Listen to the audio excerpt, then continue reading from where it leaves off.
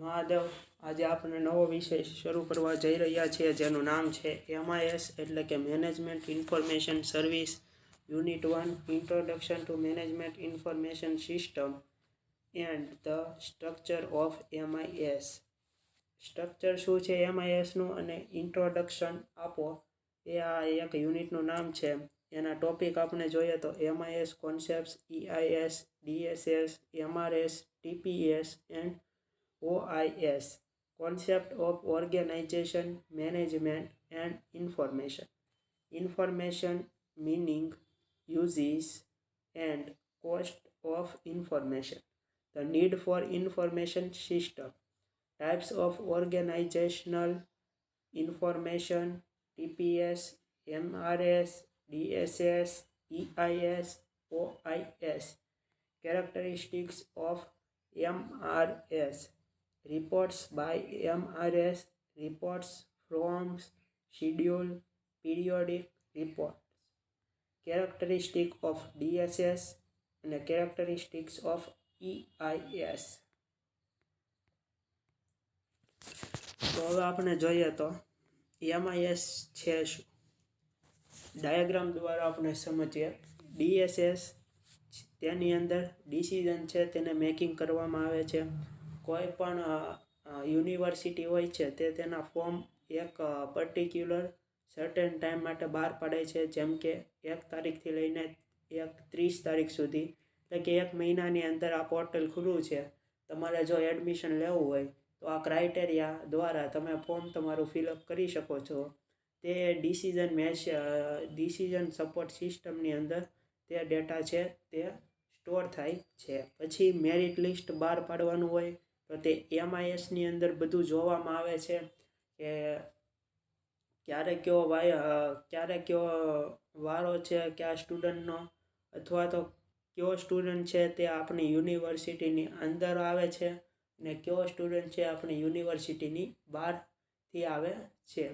દાખલા તરીકે જો તમે રાજુલામાં રહેતા હોય અને તમારી યુનિવર્સિટી હોય એ રાજુલાના બધા જ ગામડા, એટલે કે અમરેલી જિલ્લાની કોઈ પણ યુનિવર્સિટી હોય, સૌરાષ્ટ્ર યુનિવર્સિટી, તો તે આજુબાજુના બધા જ ગામડા આવે. પછી જો કોઈ MKB એટલે કે ભાવનગર યુનિવર્સિટીમાંથી આવે તો તેને તેમાં એક્સેપ્ટ કરવામાં આવે નહીં. એટલે એક્સેપ્ટ તો કરવામાં આવે, પણ તેને આઉટ ઓફ સૌરાષ્ટ્ર યુનિવર્સિટી તેને માનવામાં આવે. તે સીધો સૌરાષ્ટ્ર યુનિવર્સિટીનો નાગરિક ન, એટલે કે એનો છોકરો ન ગણાય, બહારથી આવેલો છે તેમ ગણાય. રેડી. પછી ઓપરેશનલ TCP, એની અંદર જે કાંઈ પણ ટ્રાન્ઝેક્શન હોય છે, જે એડમિશન તમારા કન્ફર્મ થયેલા હોય છે, ફાઇનલ જે એક્યુરેટ ડેટા હોય છે તે TCP મોડ્યુલની અંદર સ્ટોર કરવામાં આવે છે. આ બધી સિસ્ટમ છે CBIS છે, એટલે કે કમ્પ્યુટર બેઝ ઇન્ફોર્મેશન સિસ્ટમ છે. અને વેલિડેશન થ્રુ આ બધું થયેલું હોય છે. જો આવું ન હોત તો બધું જ આપણે કાગળિયા થ્રુ કરવું પડે. અને એની અંદર દાખલા તરીકે જો મોબાઈલ નંબર ટાઈપ કરવાનો કીધો હોય તો કોઈક 8 આંકડાનો પણ મોબાઈલ નંબર દે, અથવા તો 5 આંકડાનો દે, અથવા તો ન દે, કાં ABCD લખી નાખે, ગમે એ કરી શકે. તેને આપણે વેલિડેટ કરી શકતા નથી. પરંતુ કોમ્પ્યુટર બેઝ સિસ્ટમ વાપરવાનો મેન હેતુ જ એ છે કે તેની અંદર આપણે વેલિડેશન પણ મૂકી શકીએ છીએ અને એક્યુરેટ ડેટા જે આપણને જોવે છે એન્ડ ઓફ ધ ડે તે આપણે મેળવી શકીએ છીએ. જ્યારે એમેઝોન જેવી જે વેબસાઇટ છે, અથવા તો ફ્લિપકાર્ટને પણ તમે લઈ લો, તો તે બોટમ ટુ અપ એપ્રોચ વાપરે છે. પહેલાં તે રિક્વેસ્ટને જનરેટ કરે છે, એક્યુરેટ ડેટાને જનરેટ કરે છે, કેટલા ઓર્ડર છે તે આવેલા છે.